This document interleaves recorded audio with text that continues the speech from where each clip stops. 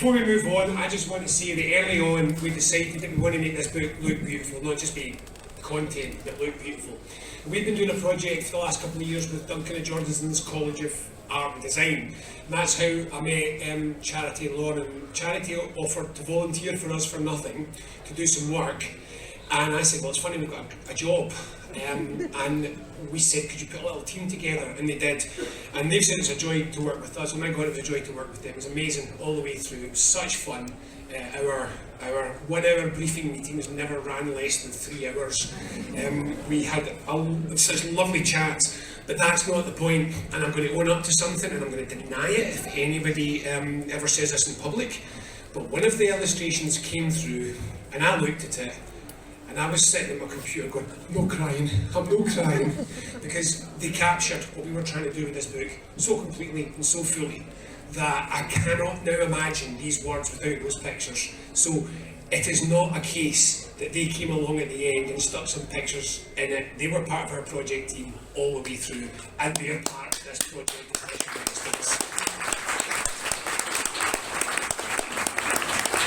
But it is about happy things, because everybody's miserable. It's hellish everywhere I go. Doesn't matter who it is, doing the street, at the rugby club, in the co-op, everywhere I go, people are miserable, their heads are down, everything's terrible, it's getting worse, what are we going to do? And that's what I was, and that's what we were as a team. About a year and a half ago when we decided to do this, there was that kind of sense of, like, God, is anyone ever going to believe it can be better again? Is anyone ever going to feel like, you know, the world can be a better place in the future? And we're sitting, we're chatting, we're saying, that's our job, that's what we do. That's what Commonweal's supposed to be for. So let's get it together and let's do this. And that was the first reason. The first reason that we did this was because our heads were down. And everybody knew heads were down. And we wanted to get our heads up. We wanted to have something positive. We wanted to believe again. So it's the joy of working for Commonweal, is we're like a self-generating happiness machine on a good day. And we just decided that's what we're going to do. We're just going to deal with it. If things are miserable, let us not be. So we sat down and we planned it, we worked out what this was going to be, what was going to be in this book. And we decided that we'd covered so much, let's just explain it all, let's just do everything, because we're nothing if not psychotic, ambitious. And we'll just try and see if we can do the whole thing. And with big holes. So we've got Andy down from our health group, all the way down from Skye, two of our people in our health group are from Skye, they've been amazing. And we started from scratch, and we were doing weekly meetings. And oh my God, what I've learned, what I picked up from this. This is the first really happy, positive message that I want to say, which is we didn't spend anything producing this book. Ticket to London here and there, a couple of rail journeys, and the electricity runs on Zoom. We just drew in the talent that already exists in Scotland, and incidentally, not just Scotland. So, for example, one of the people who really helped us this was Richard Murphy. There is lots of goodwill out there for a country that wants to do something good. We can draw on that goodwill, but we don't have to go abroad. We don't have to go out of our own territory. Scotland is so filled with talent, so filled with capability, so filled with knowledge and expertise, that we just need to get a politics and a society that harnesses it rather than rejecting it. And all I can say is I don't think we've got anyone, sadly, from the care team here, but if only the expertise that we've got in that team and the expertise that they drew on was what was shaping the Scottish Government's National Care Service, we'd be getting a National Care Service to be excited about rather than, frankly, feeling afraid of. So, this is the first thing that I want to say, is we have got what we need in this country in terms of the people who can make things happen. So we drew all of them, and we asked them again and again, how do we do this, how do we fix that, what do we see here, why doesn't this work anymore? I got the health group, I got to come every week and say, we've got the same number of GPs, but nobody can get time with a doctor. What happened? And they explained it to me.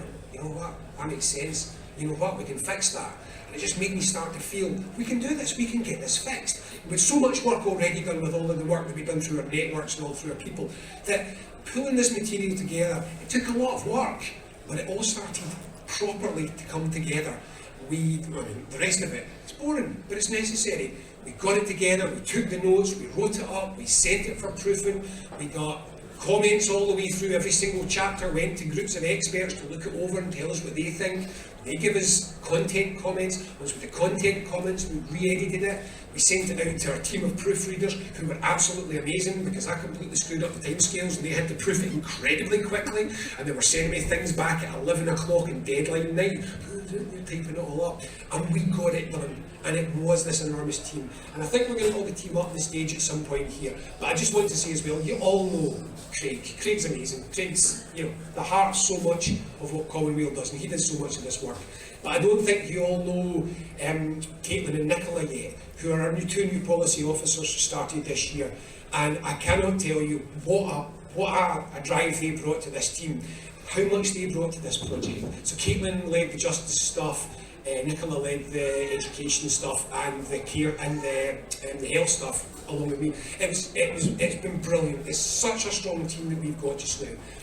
But it's beyond that team. Again, I can't thank you enough. Those of you, I know quite a few here were proofreading, and we got it. We got it to our designers. We got it to the Scottish Independence Forum, who helped us with the funding for it, and out to a fundraiser, because, oh my God, the print cost tonight. It was supposed to be 180 pages, and it came out at 300 pages, and that's my fault. And it was so expensive to print because the cost of inks is going up, the cost of paper, and the illustrations were so beautiful, we didn't want to cut any out.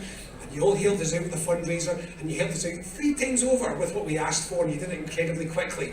We really felt that. I mean, it was really appreciated. It was another one of those occasions of putting our hands up and saying, will anybody answer? And you did, and it meant a lot to us. So we know that this country is filled with people that want to do something good. We know that. It's all here. So we got it finished and we sent it off. And this is really what I want to say, is in that book, I hope you can see that we've got a sense, a way, a thing which can make Scotland a better country by doing things which I know we all feel strongly and positively about. So what I'm going to do is I'm going to finish off by just going through, not the content, because if I started to talk about the content of this book, people will drag me this off this stage at 8 o'clock tonight. No. I had a vision of me sitting at 6 o'clock in the night with a beer and this all being finally finished after months of it, so no you won't. But what I want to talk about is a number of the themes, because what I hope people can see when this comes out is this is not just a group of ideas. There is a philosophy in this, and there are fundamental underpinning concepts which come through this book again and again. It works because it's based on a series of things that we should be doing and we're not. So, let me give you some of those themes. Thing number 1, nothing good comes from bitterness and division. And I don't care what kind of bitterness and division it is. I don't care whether it's people shouting at each other on social media. I don't care whether it's a wide divide in our society where you're either a Brexiter or a Remainer, or you're an independent supporter or you're not. No good comes from division. We've got to start to believe again that we can build something that's good for everybody. Not for the victors, not for the ones that won, for everybody. And it's gone so out of fashion just now in politics, the idea that there are things that can lift everyone up. We're always looking at our calculators to work out who's the winner and who's the loser. Let's try and start from the beginning and say, how do we create the most possible winners? And how do we try and make sure that nobody is losing from this in a way that makes them feel bad about their society, their lives, or what's happening? And that was the first thing that we said we wanted to do. We want not to find a way to build a better Scotland by trying to work out who the best enemy is and increasing the antagonism, the hatred towards that enemy on the basis that we will then gather the support of people who don't like that group. Because that's not going to do any good. This does not mean that vested interests do not need to be challenged. This book will again and again, there's the theme in it, monopoly does nobody any good. Any kind of monopoly. Monopolies of power. Monopolies of wealth, monopolies of market access, business monopolies. Monopolies don't help us. They've got to be challenged. Big landowners don't help us. The concentration of land in Scotland is holding us back. We need to change that. So it's not that there aren't vested interests that we need to be challenging. But we've got to do this with a voice which says, dear landowner, we are going to take some of your land. You will not have quite as much power as you did before, but we are not trying to ruin the quality of your life. You'll still have a wonderful life in your lovely big house, with your lovely big car, your posh pals. You're not going to get shoot grouse and it's up to me, but most of it, you can still have a wonderful life. We're not here to penalise you. We're not here to do damage. We're here to lift everybody up. And it's a message that I desperately want to get across. We can do better for everybody. It is not a zero-sum game. We can make it better for everyone if we work together for everyone. And that's the first theme, universalism. We've got to remember that what we share as a people, as a species, as a planet, as human beings, what we share is so much more than what divides us. And we've got to stop spending our time looking at what divides us, and we've got to start building and creating on the basis of what unites us.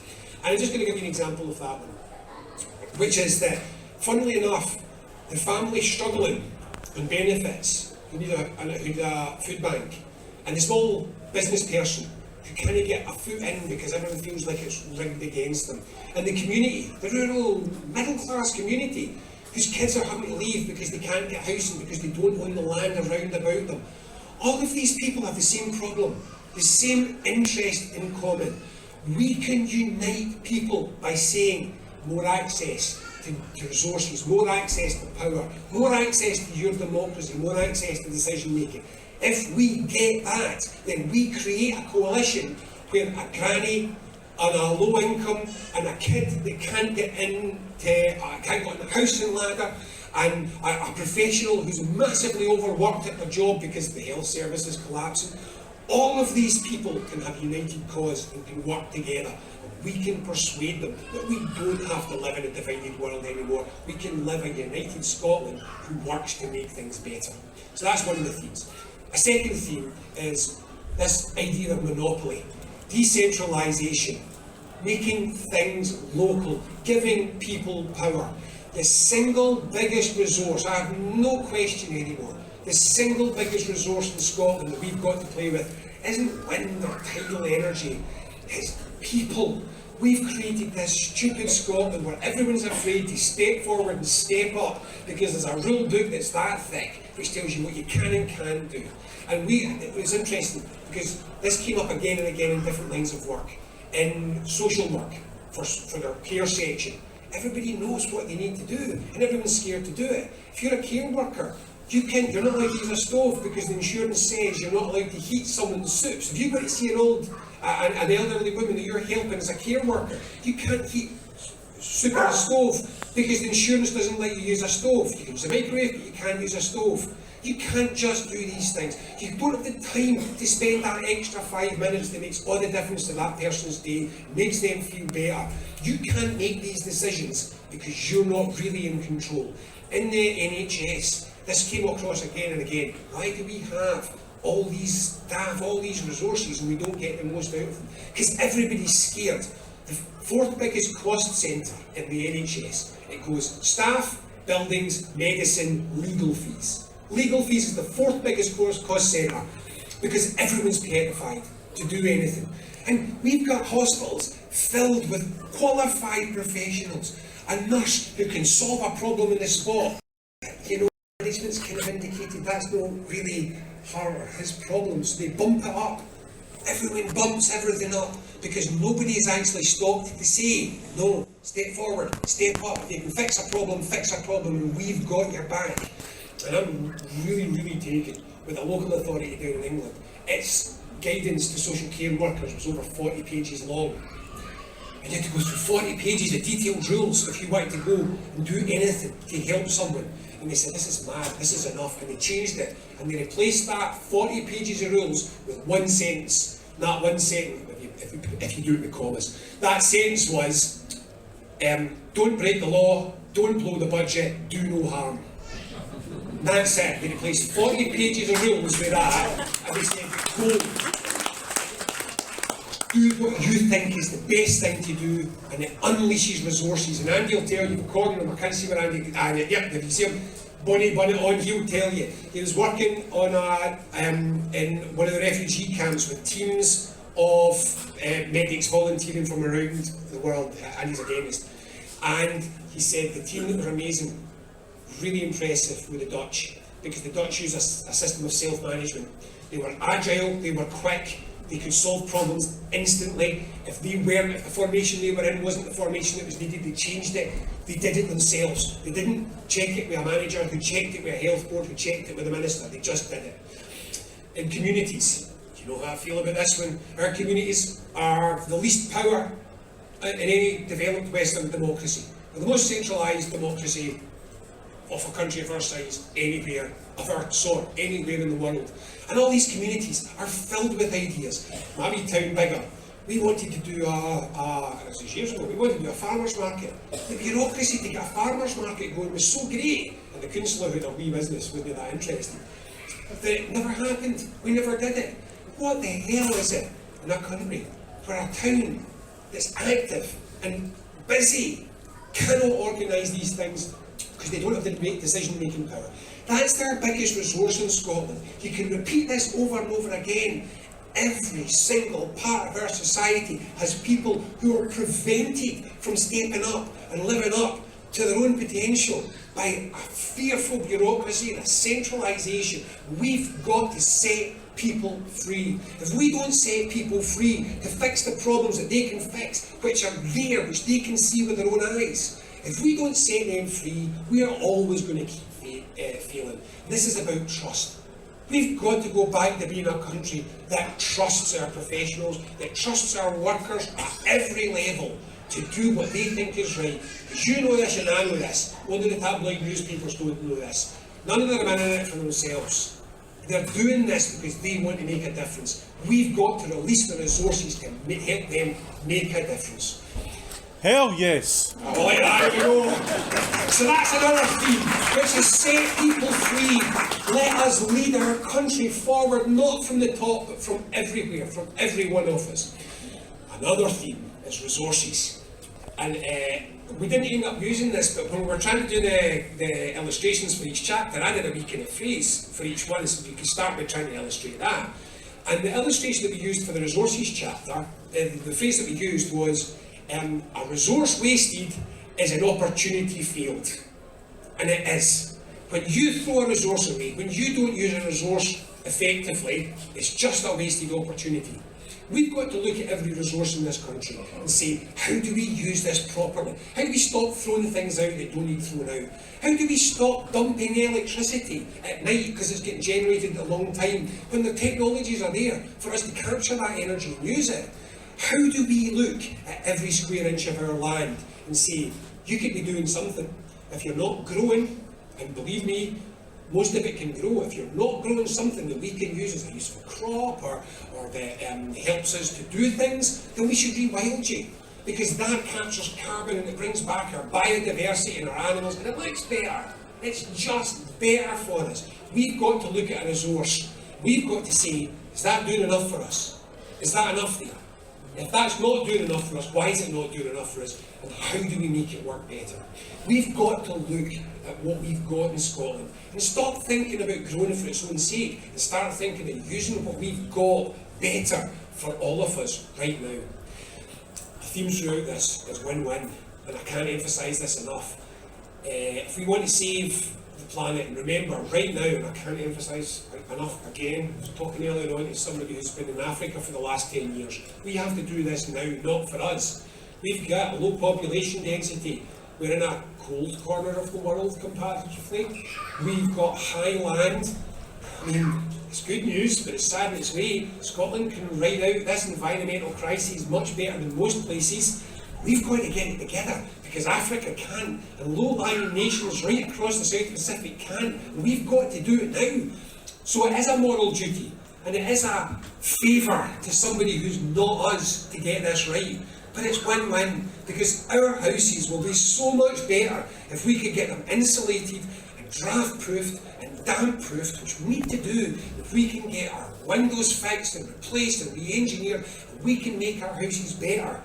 Yes, we do our bit to save the world, to save populations who are going to suffer from this a lot faster than us. But we end up with these beautiful houses to live in.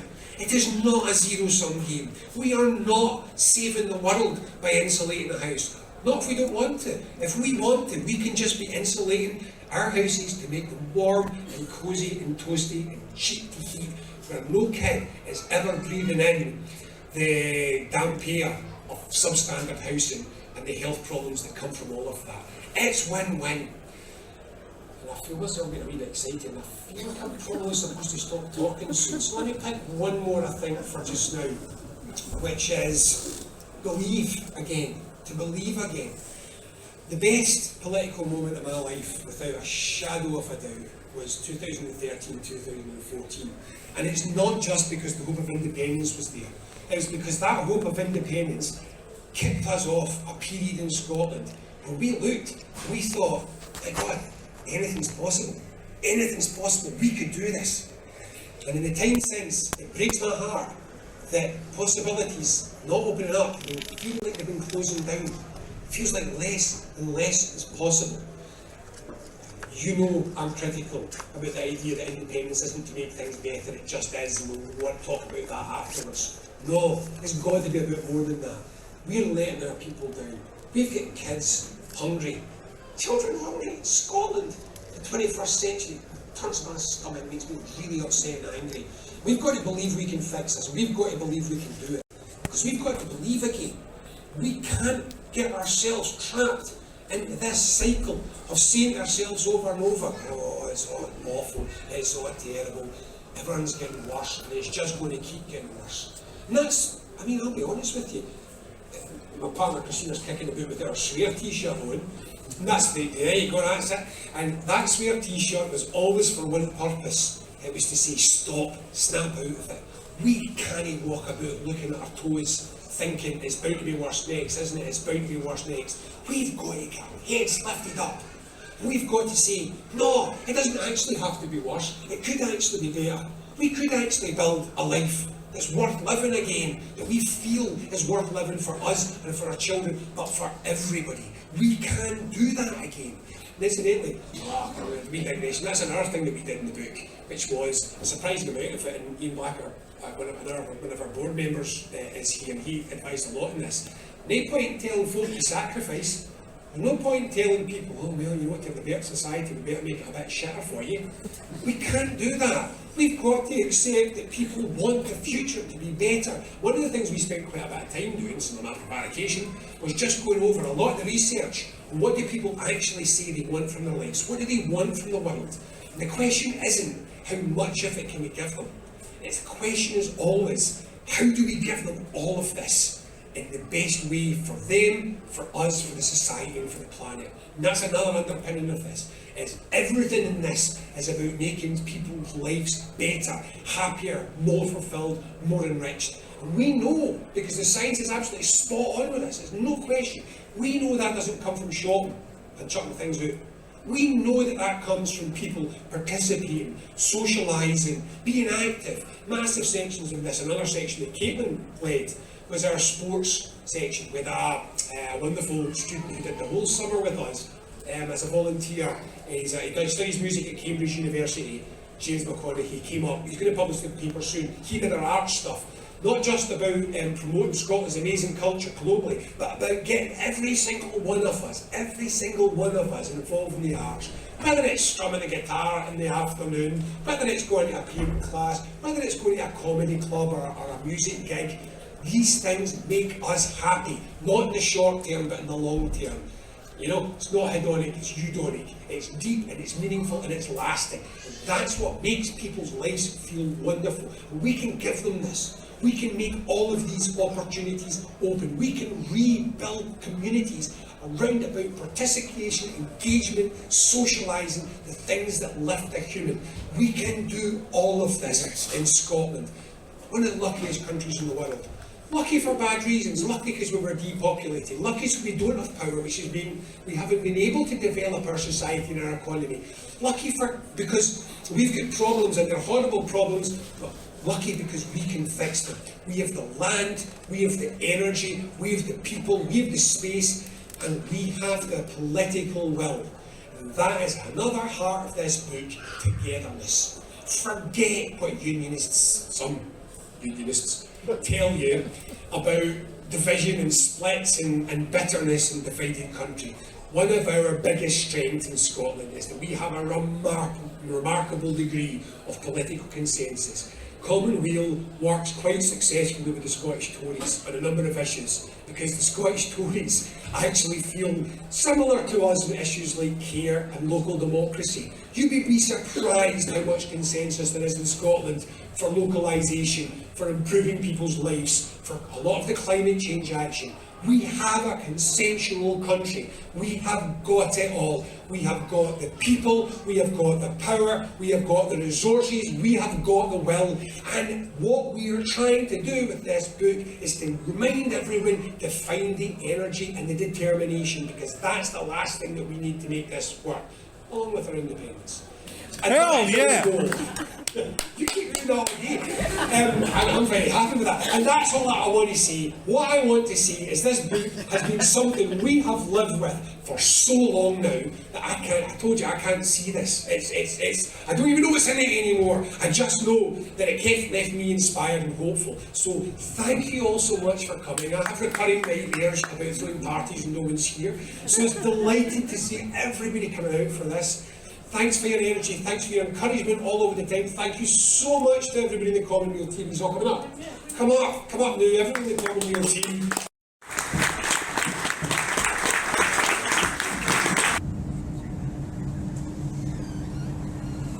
Good afternoon, Scotland. Welcome to a venue called Drygate in Glasgow. And some faces you may know, and a book launch that's just taken place very, very successfully in Glasgow. Robin McAlpine, tell me about what you're doing, what you've done, and what this is all about. Right, hi everyone. So we're out at the Drygate Brewery today launching our new book. So you've just had a wee peek at it there, but you're not catching the real joys of this, because it's not just about the content, it's about the whole book when two illustrators are working on it, and it's a beautiful piece of work. So no, we're absolutely delighted, and that's us launching it today. So we're out here to try and persuade everybody that there's still reasons to be positive about the future, that Scotland can still be the amazing country we all believe it can be. We just need to stop and ask ourselves what's wrong and how do we fix it. So the name of the book's Sorted. And so that's what we've been trying to do. We spent a year and a half working like crazy in the policy team to try and find out all the things that we think are broken and work out all the ways to get them fixed. And that's what we've done. We've gone through chapter by chapter, we've taken all the big issues in Scotland, we've worked with the best people that we could find anywhere in Scotland and beyond, and we've said to them, how do we fix this? How do we make it better? How do we do this better? And we pulled it all together, and it's been a massive team effort with a gang of proofreaders and all our experts did all the content checking. We've pulled it together, and we're all knackered. It's been overwhelming. And then the books arrived on Tuesday, and we opened the box, we pulled them out, and all I can tell you is I went, yeah, that's magic. So that's it launched. You can buy it from now. You can go on the Commonweal site, commonweal.scot, and order the book. We're posting now. We hope that this does what it did for you, what it did for us, which is just lift us and remind us that it can be so much better than this. So let me just introduce you, colleagues. You will know Craig, obviously, but some of you might not know Nicola Biggerstaff, who's one of our policy team now, who led on care and schools issues for us. So what's your feeling? I'm going to go to the ladies first. Robin. Nicola, hi. Hi, nice to see you. You tell me your part in the book. So I am Commonweal's Policy Coordinator. I oversaw our working groups, which were groups of experts who consulted with us in helping to make this book happen. So we had healthcare, we had schools, we had social care, and all of our experts really were a credit to themselves. They really, really worked so hard to help us make this happen. And yeah, again, I think Robin said everything that we really wanted to say. Robin said putting all this together took a year and a half. Yeah. That's intense. It's very intense, and I've only seen about 8 or 9 months of it already. Really was diving in head first. But yeah, they really are an absolute credit to themselves, and it has been such a joy and a pleasure to work for Commonweal to see all this through. And thank you to our kind supporters and donors as well, who also helped to make this happen. We really couldn't have done it without you. Thanks, Nicola. Craig, my friend. Yeah, so We keep meeting. with many different hats on at any given time. Scotland and Scottish politics is like that. It's a village and we all do everything. What you might not know is next year is the 10th anniversary of Commonweal. So in doing this book, Sorted, we essentially managed to draw on 10 years of intense policy work that we've done and contributed to Scotland. Plus, as Robin has said, bringing in policy work from areas that we haven't yet touched. And we hope that this book does something that we haven't yet done. You might remember our 2018 book, How to Start a New Country, which was, right, we've just had an independence referendum, we've voted yes, what do we need to do to build all the things that Scotland needs to do to be a country? Everyone kind of thought that was the Commonweal manifesto for an independent Scotland, but it very carefully wasn't, because it was as policy neutral as we could be. We were just digging the foundations to allow other people to build on top of it. This book, Sorted, is much more of that vision. This is what would happen if Scotland really knuckles down, goes into the Commonweal Policy Library and basically steals all of our ideas, they're all there for free, and spends 10 years building a Scotland that works really for all of us. So I'm really excited to see this. This has been a lot of hard work. There's the book. Here is the book. It's a gorgeous book, and please, please, please, please, please buy it, even just for the artwork inside it, which is absolutely fantastic and amazing in itself. Our artists are an absolute credit and have done an amazing job and really bring this book to life. Sorry, I'm getting emotional just thinking about it, and I don't usually do that. I picked up this book and I almost cried. So I'm really excited that this year and a half of work has come together in this, and I hope that you can read it and share it with your friends and spend the next 10 years with us getting Scotland sorted. I'm going to mention something that Robin finished with when he was addressing the audience, and I'm delighted you got the audience that you got, Robin. You never know when you start these things who's going to come. What you were talking about is the feeling we all had in Scotland back in 2013 and 2014 when everything was possible. We kind of lost that feeling over the past few years.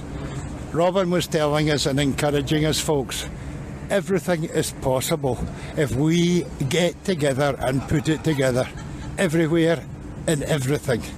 Thanks very much, Robin, Craig and Nicola.